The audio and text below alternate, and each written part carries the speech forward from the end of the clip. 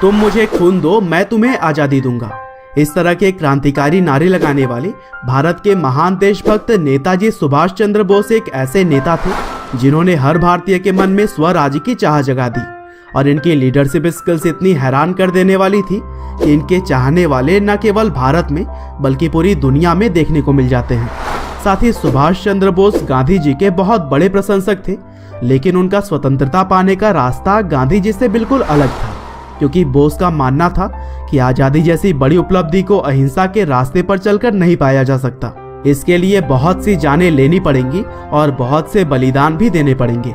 और यही वजह है कि अगर आज भी आजादी की बात होती है तो नेताजी का नाम ना आए, ऐसा हो ही नहीं सकता। तो दोस्तों, आज के इस वीडियो में भी हम नेताजी सुभाष चंद्र बोस के जीवन को और भी करीब से जानने की कोशिश करेंगे और यह भी जानेंगे कि कैसे एक समय पर काफी कमजोर इंडियन नेशनल आर्मी को नेताजी ने अपने नेतृत्व में काफी मजबूत बना दिया। तो दोस्तों, इस कहानी की शुरुआत होती है 23 जनवरी 1897 से, जब ओडिशा के कटक में सुभाष चंद्र बोस का जन्म हुआ। उनके पिता का नाम जानकीनाथ बोस था, जो कि पेशे से एक वकील थे, और उनकी मां का नाम प्रभावती बोस। और इसके अलावा उनकी फैमिली में उनके 13 और भी भाई और बहन मौजूद थे। और दोस्तों, सुभाष चंद्र बोस शुरू से ही पढ़ाई लिखाई में बहुत दिलचस्पी रखते थे और इसीलिए स्कूल के समय से ही वह सभी टीचर्स के फेवरेट थे। उन्होंने अपनी शुरुआती पढ़ाई प्रोटेस्टेंट यूरोपियन स्कूल से पूरी की और फिर साल 1913 में मैट्रिक में सफल होने के बाद से उनका एडमिशन प्रेसिडेंसी कॉलेज में करवा दिया गया। और सुभाष चंद्र बोस बचपन से ही विवेकानंद और रामकृष्ण के विचारों से काफी प्रभावित थे और इन्हीं महापुरुषों के विचारों से प्रेरित होकर बोस को यह लगने लगा कि उनके पढ़ाई लिखाई से ज्यादा देश के हित में काम करना जरूरी है। और उस समय ब्रिटिश सरकार का शासन था, जो कि भारतीयों पर जुल्म ढाने में थोड़े भी पीछे नहीं रहते थे। और अपने आसपास हो रहे जुल्मों को देखकर सुभाष चंद्र बोस के मन में भी स्वतंत्रता की चिंगारी ने तेजी पकड़ ली। और इनकी देशभक्ति का पहला नमूना तब देखने को मिला जब यह अपने एक प्रोफेसर के द्वारा भारतीय लोगों के खिलाफ बोले जाने पर उनसे लड़ गए थे। और फिर कुछ साल के बाद 1918 में बोस ने यूनिवर्सिटी ऑफ कलकत्ता के स्कॉटिश चर्च कॉलेज से बीए की डिग्री हासिल की। हालांकि अब सुभाष चंद्र बोस देश की सेवा में लग जाना चाहते थे, लेकिन उन्हें अपने पिता के दबाव में भारत को छोड़कर इंग्लैंड जाना पड़ा, क्योंकि उनके पिता चाहते थे कि वह कोई अच्छी सी जॉब करें। और फिर कैम्ब्रिज के एक कॉलेज में पढ़ाई पूरी करने के बाद इंडियन सिविल सर्विसेज के एग्जामिनेशन में उन्होंने 4th रैंक हासिल की। लेकिन इतनी अच्छी रैंक होने के बावजूद भी उन्होंने यह नौकरी ठुकरा दी, क्योंकि उन्हें ब्रिटिश सरकार के अंदर नौकरी करना मंजूर नहीं था।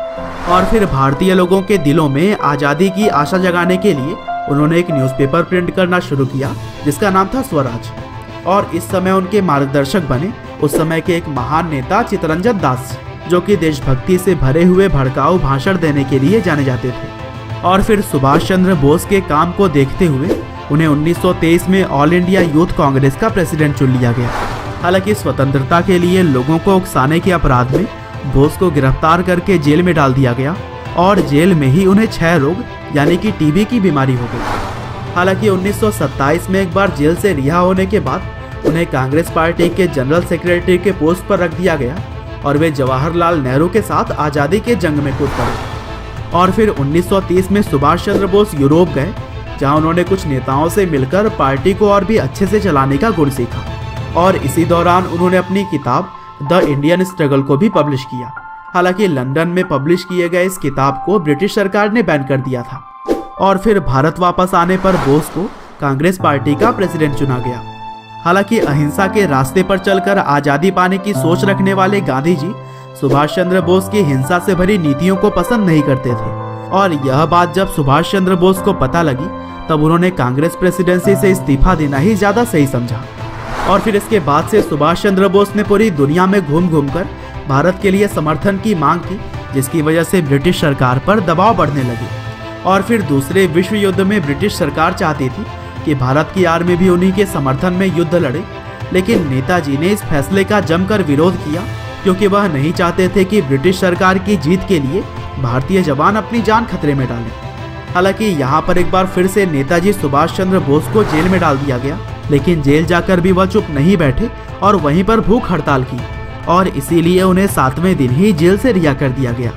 हालांकि जेल से बाहर आने के बाद बोस को उन्हीं के घर में CID के देखरेख में नजरबंद कर दिया गया था, लेकिन इसके बावजूद 16 जनवरी 1941 को पठान का हुलिया बनाकर वह सीआईडी को भी चकमा देने में कामयाब हो गए और फिर भारत की आज़ादी के लिए वह ब्रिटिश के दुश्मन देश जर्मनी के लिए रवाना हो गए।